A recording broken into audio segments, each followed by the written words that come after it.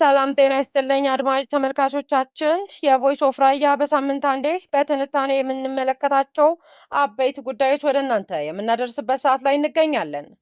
በራያ አካባቢ ከጥንት እስከ ዛሬ የሚነሱ የማንነትና የኢኮኖሚ ተጠቃሚነት ትግል ምን ምን ናቸው የሚለውን በቀዳሚነት ለትንታኔ ዜና የመረጥነው ርዕሰ ጉዳይ ሲሆን የህወሓት ከፌዴራል መንግስት ጋር ለመወያየት የልዑካን ቡድን ይዞ አዲስ አበባ የሚገኝበትን አንድምታና የፕሪቶሪያው ስምምነት ዕጣ ፈንታ የህወሓትን ቡድን ለትግራይ ህዝብ ስጋት ወይስ እፎይታ የሚለውን አከታትለን ወደ እናንተ የምናቀርባቸው ርዕሰ ጉዳዮች ናቸው።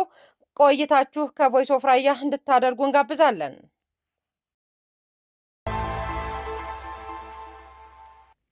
በራያ አካባቢ የማንነትና የኢኮኖሚ ተጠቃሚነት መሰረት ያደረጉ ተቃውሞዎችና ግጭቶች ከጥንት እስከ ዛሬ ደጋግመው ይነሳሉ።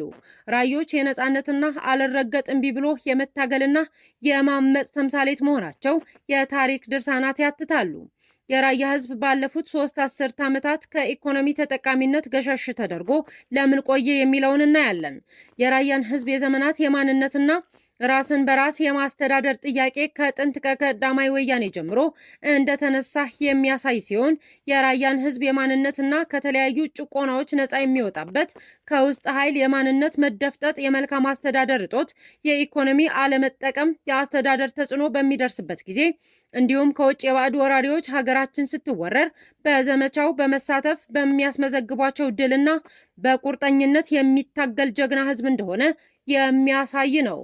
እነሆ ከጥንት የራዮች አልገዛም ባይነትና ለመብታቸው በጸኑ የሚታገሉ ህዝቦች መሆናቸው አሁንም በተለያዩ የትግል ምዕራፍ ውስጥ ይገኛሉ። ራያ ባለፉት 3 አስርት ዓመታት ከኢኮኖሚ ተጠቃሚነት ገሸሽ ተደርጎ እንደቆየም ፀሐይ የሞቀው እውነታ ነው። የራያን ህዝብ የዘመናት የማንነትና ራስን በራስ የማስተዳደር ጥያቄ ከጥንት ከቀዳማይ ወያኔ ጀምሮ እንደተነሳ ታሪክ ይመሰክራል። የራዮች የጥንት ጊዜ ትግል ለአሁኑ ትግል ሰፊ ትምህርት እንደሚሰጥ ይታመናል። የሁሉም ራያዊ ልብ ምትና የጋራ ነጻነት ጥያቄ ነጸብራቅ በመሆኑ ሁሉም አደረጃጀት ወደ አንድነት በመምጣት ከጥንት እስከ ዛሬ በራያ ህዝብ ላይ የሚጋረጠውን ጥቃት እና የመብት ጥያቄ ለመመለስ ሁሉም የራያ ህዝብ ተቆርቋሪ በአንድነት ሊቆም የሚገባበት የታሪክ ምዕራፍ ላይ ይገኛል። የህወሓት ቡድን ከፌዴራል መንግስት ጋር ለመወያየት የልዑካን ቡድን ይዞ አዲስ አበባ ገብቷል። የህወሓት ቡድን በጀነራል ታደሰ ወረደ እምነት ስለሌላቸው ከፌዴራል መንግስት ጋር ለመወያየት ሌሎች ልዑካን አብረው መላካቸውና ከፌዴራል መንግስት ጋር ለመወያየት አዲስ አበባ ይገኛሉ። ጀነራል ታደሰ የጊዜያዊ አስተዳደሩን ልዑካን ቡድን አስከትለው ወደ አዲስ አበባ ያቀኑት በአንዳንድ አጠቃላይ ጉዳዮች ዙሪያ ከፌዴራል መንግስቱ ባለስልጣናት ጋር ለመወያየት እንደሆነ የጊዜያዊ አስተዳደሩ ፕሬዝዳንት ጽህፈት ቤት በማህበራዊ ትስስር ገጹ ባሰራጨው መረጃ ተመልክተናል። የህወሓት ቡድን ከጊዜያዊ አስተዳደሩ ፕሬዝዳንት ታደሰ ወረደ ላይ ያላቸው እምነት በማጣታቸው የውስጣችን ሚስጥር ለፌዴራል መንግስት አሳልፎ ይሰጣል ብለው በመስጋት ከሌሎች የቡድኑ አመራሮች ጋር በጋራ እንዲሄዱ መወሰናቸው እየተገለጸ ይገኛል። በዚህ መሰረት የህወሓት ቡድን ከጀነራሉ ጋር ከፌዴራል ባለስልጣናት ጋር ለመወያየት አብረው እንዲሄዱ የተላኩት አቶ አማኑኤል አሰፋና ተክላይ ገብረመድህን ምህረት መሆናቸው ታውቋል።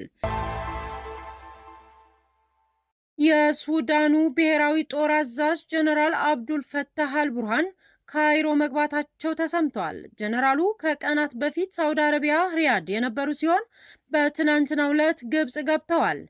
ፕሬዝዳንት ኢሳያስ አፈወርቂ ከወራት በፊት ወደ ግብጽ መጓዛቸው የሚታወስ ሲሆን ባለፈው ሳምንት ደግሞ ሪያድ ነበሩ።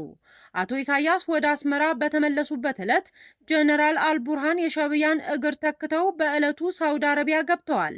የኢሳያስና የጀነራሉ ተከታታይ ጉዞ በጂኦ ፖለቲካ ተንታኞች ዘንድ ትልቅ ትኩረትን መሳቡ እየተነገረም ይገኛል።